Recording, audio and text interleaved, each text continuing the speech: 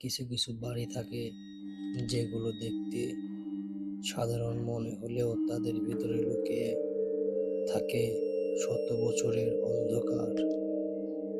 আজ আমি আপনাদের এমন এক বাড়ির গল্প শোনাবো, যে শহর থেকে অনেক দূরে পাহাড়ের ঢালে একাকী দাঁড়িয়ে আছে।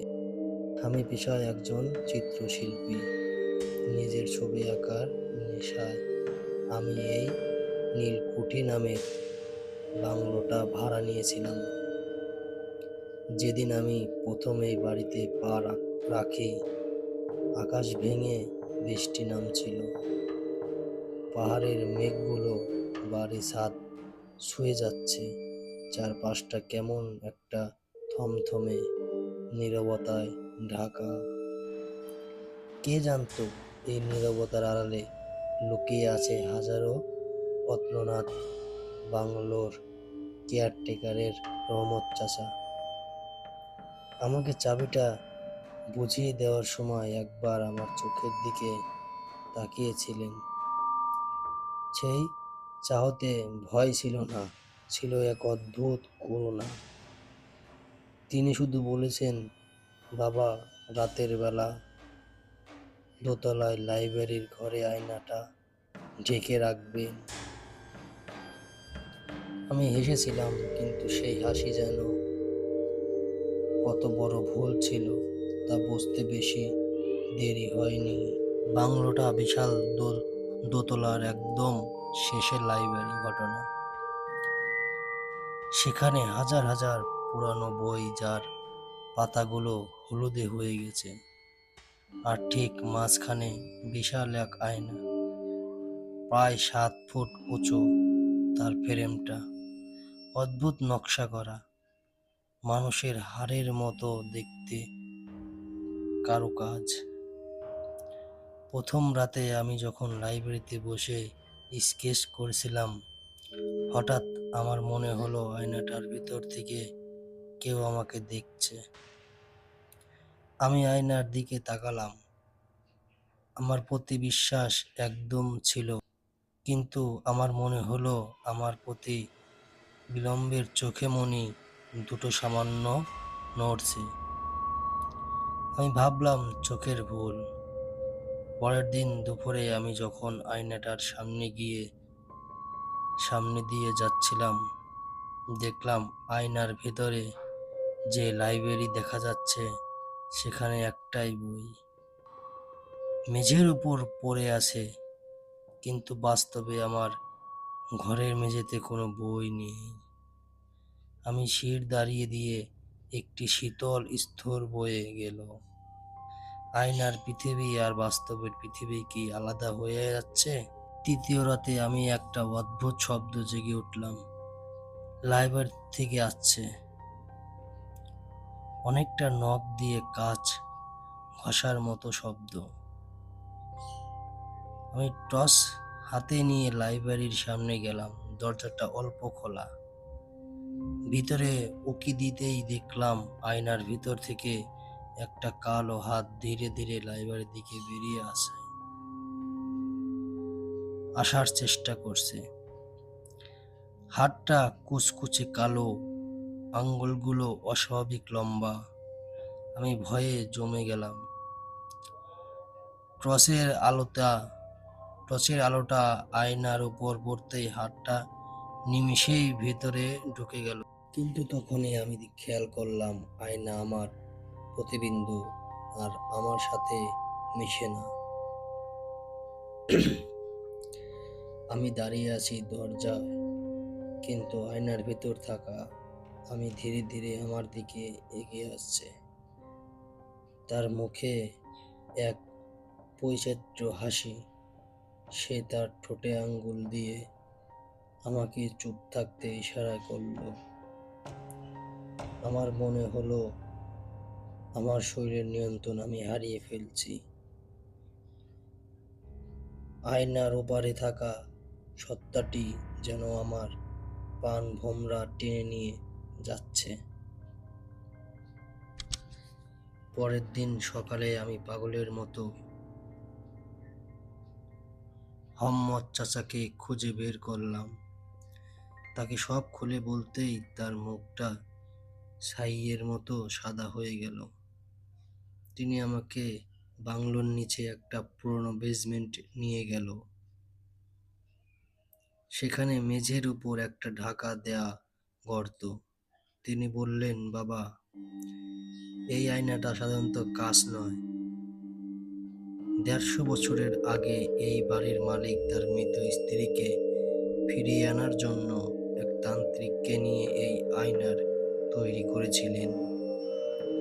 কিন্তু ফিরে আসেনি তার স্ত্রী, এসেছিল অন্য কিছু। আয়নাটা হলো একটা দরজা, যা একবার ওপারে যায় তার ফেরে না। আর যা ওপার থেকে আসে সে রক্ত আর মাংসের শরীর খোঁজে। আমি বুঝতে পারলাম আয়নার ভিতরে আমি আসলে আমি নই। ওই একটা অশরীর সত্তা যা আমার শরীর দখল করতে চায়। রহমত চাচা আমাকে সাবধান করে দিলেন, আজ রাত অমাবস্যা, আজ রাতে ওই পুণ্য শক্তি পাবে। যদি আপনি আজ রাত পার করতে পারেন তবেই বাঁচবেন। রাত ১টা ১৭ মিনিট। পুরো বাড়িতে বিদ্যুৎ নেই। আমি লাইব্রেরি ঘরের দরজা বাইরে লাগিয়ে আছি। ভেতরের সেই ভয়ঙ্কর শব্দ শুরু হয়েছে। আয়নাটা কাঁপছে। সারা ঘরে একটা পচা গন্ধ ছড়িয়ে পড়েছে। হঠাৎ লাইব্রেরির দরজা ধড়ং করে খুলে গেল।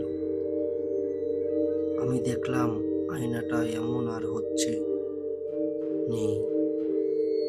ওটা যেন একটা ঘন কালো তরলের পুকুরে। সেই তরল থেকে একটা ছায়ামূর্তি বেরিয়ে আসছে। অবয়বটা ঠিক আমার মতো, কিন্তু তার চোখগুলো থেকে রক্ত ঝরছে। সে মেঝের উপর দিয়ে হামাগুড়ি দিয়ে আমার দিকে আসছে। আমি দৌড় দিতে নিচে যাওয়ার চেষ্টা করলাম, কিন্তু সিঁড়িগুলো যেন অনন্তকাল ধরে চলছে। আমি সেদিনকেই যাই, দেখি সামনে সেই বিশাল আয়না। আমি ঘেরাও হয়ে গেছি। আমার চারপাশে এখন শুধু আয়না আর আয়না। প্রতিটি আয়নায় সেই রক্তাক্ত আমি দাঁড়িয়ে আছি। হঠাৎ সব আয়না একসাথে ফেটে গেল। কাঁচের টুকরোগুলো বাতাসের উপর ভাসতে শুরু করলো। একটা বড় কাঁচের টুকরো আমার গলার কাছে এসে থেমে গেল। আমি অনুভব করলাম আমার পায়ের তলার মাটি সরে যাচ্ছে। আমি আয়নার ভিতরে ঢুকে যাচ্ছি, আর আয়নার ভিতরেই সেই সত্তাটি বেরিয়ে আসছে আমার এই পৃথিবীতে। সে আমার কানে ফিসফিস করে বলল, ধন্যবাদ আরিয়ান, তোমাকে শরীরটা আমার খুব পছন্দ হয়েছে। আমি অন্ধকার অতুল গভীরে হাসি হারিয়ে যাচ্ছি। শেষবারের মতো দেখতে পেলাম আয়নার ওপার থেকে আমি নিজেই নিজেকে দিকে তাকিয়ে নিষ্ঠুরভাবে হাসছি। আমি কোথায়? চারপাশে কোনো দেয়াল নেই, কোনো ছাদ নেই, শুধু এক অসীম দুঃস্ব শূন্যতা। আমি কি তবে মারা গেছি? না, আমার শরীরটা এখনো অস্থাহীন বোধ হচ্ছে না, কিন্তু আমি অদ্ভুত করতে পারছি। আমি এক তরল অন্ধকারের ভেতরে ঢুকে আছি। হঠাৎ আমার সামনে একটা কাচের দেয়াল ভেসে উঠল। ওটা সেই আয়না। আমি দৌড়ে আয়নাটার কাছে গেলাম। ওপারে আমি দেখতে পাচ্ছি আমার নিজের ঘর, সেই নীল কুঠির লাইব্রেরি। সেখানে আমি দাঁড়িয়ে আছি, কিন্তু না, ওটা আমি নই, ওটা সেই ছায়ামূর্তি। সে এখন আমার শরীরটা দখল করে নিয়েছে। সে আয়নার ওপারে দাঁড়িয়ে আয়নাটা এক কালো কাপড় দিয়ে ঢেকে দিচ্ছে। আমি চিৎকার করলাম, থামো, থামো, আমাকে এখানে আটকে রেখো না। কিন্তু আমার কণ্ঠস্বর আমার নিজের কাছেই পৌঁছাচ্ছে না। আয়নার ওপারে থেকে সে আমার দিকে তাকিয়ে শেষবার সেই পৈশাচিক হাসিটা দিল। তারপর সব অন্ধকার। কাপড়টা পড়ে যাওয়ার সাথে সাথেই আমার পৃথিবী শেষ। আলোটুকুও নিভে গেল। আমি এই অন্ধকার রাজ্যে একা নই। আমার চোখের সামনে ধীরে ধীরে ফুটে উঠছে লাগলো এক বিস্কস দৃশ্য। এখানে শত শত মানুষের ঘুরে বেড়াচ্ছে, কিন্তু তারা কেউ সম্পূর্ণ নয়। কারো ছায়া নেই, কারো মুখ নেই, কারো আবার শরীরটা ধোয়ার মতো। এরা সবাই সেই অভিশপ্ত আয়নার শিকার। ১৫০ বছর ধরে যারা এই বাংলো এসেছে এবং সেই আয়নার সামনে দাঁড়িয়েছে, তাদের আত্মা এখানে বন্দি। আমি হাঁটতে লাগলাম। পায়ের নিচে কিসের যেন একটা আওয়াজ হচ্ছে। নিচে হয়ে দেখতেই আমার আত্মা কেঁপে উঠল। মেঝের বদলে এখানে পড়ে আছে হাজার হাজার ভাঙ্গা আয়নার টুকরো। প্রতিটি টুকরোর অতীতের কোনো না কোনো বিস্মৃত কিস্তি ভেসে উঠছে। হঠাৎ একজন বৃদ্ধা আমার সামনে এসে দাঁড়ালেন। তার পরনে সেই ১৫০ বছর আগের জমিদার বাড়ির দাসীদের মতো পোশাক। তিনি ফিসফিস করে বললেন, তুমি নতুন এসেছো তো? এখান থেকে পালানোর পথ খুঁজছো? পথ একটাই, কিন্তু তার দাম দিতে হয় রক্ত দিয়ে। আমি বেকুল হয়ে বললাম, কি সেই পথ? আমাকে বলুন, আমি আমার শরীরটা ফিরে পেতে চাই। বৃদ্ধ তার হাড় ঝিরঝিরে আঙ্গুল দিয়ে দূরের একটি স্তরের দিকে ইশারা করলেন। সেখানে একটা বিশাল রক্তবর্ণের ঘড়ি চলছে। ঘড়ির কাঁটা কিন্তু উল্টে দিকে ঘুরছে। তিনি বললেন, ১:১৭ বাজার আগে যদি তুমি আয়নার কেন্দ্রবিন্দুতে পৌঁছাতে না পারো, তবে তুমি চিরকালের জন্য এই ছায়াজগতের অংশ হয়ে যাবে। আমি দৌড়াতে শুরু করলাম, কিন্তু এই জগতের পথ চলা সহজ নয়। ছায়ামূর্তিগুলো আমাকে ঘিরে ধরেছে। তারা চায় না কেউ এখান থেকে বেরিয়ে যাক। তাদের হিংস্র নখগুলো আমার শরীরে ছিঁড়ে ফেলতে চাইছে। যদিও এখানে আমার রক্ত মাংসের শরীর নেই, কিন্তু যন্ত্রণাটা একদম আসল। আমি আমার পকেটে হাত দিলাম। আমার সেই ছোট্ট স্কেচ করার পেন্সিলটা এখনো সেখানে আছে। অদ্ভুতভাবে এই জগতে মানুষের তৈরি যে কোনো ধারালো জিনিস অস্ত্রের মতো কাজ করে। আমি পেন্সিলটা দিয়ে ছায়ামূর্তিগুলোকে আঘাত করতে লাগলাম। হঠাৎ আমার সামনে রহমত চাচার ছায়া ভেসে উঠল, কিন্তু তার চোখ দুটো আগুনের মতো জ্বলছে। সে বলল, শান্ত, তুমি ফিরতে পারবে না। তোমার শরীর এখন আমাদের রাজার দখলে। তিনি এখন তোমার হাত দিয়ে পৃথিবী নতুন ধ্বংসশীলা চালাবেন। আমি বুঝতে পারলাম রহমত চাচা কোনো মানুষ নয়। তিনি ছিলেন তিনি ছিলেন এই আয়নার রক্ষক। তিনি জীবিত মানুষকে ভুল বুঝিয়ে আয়নার সামনে নিয়ে আসতেন। রাগে আমার শরীরটা জ্বলে উঠল। আমি সর্বশক্তি দিয়েই সেই ছায়াকে ধাক্কা দিতে স্তম্ভের দিকে এগিয়ে গেলাম। ঘড়িতে আর মাত্র ৫ মিনিট বাকি। ১:১২, ১:১৩। আমি স্তরের একদম কাছে পৌঁছে গেছি। সেখানে একটি ছোট্ট রূপার তৈরি আয়না রাখা আছে। ওটাই হলো এই জগতের প্রবেশদ্বার। কিন্তু সেখানে পৌঁছানোর আগে আমাকে নিজের অস্তিত্বকে অস্বীকার করতে হবে।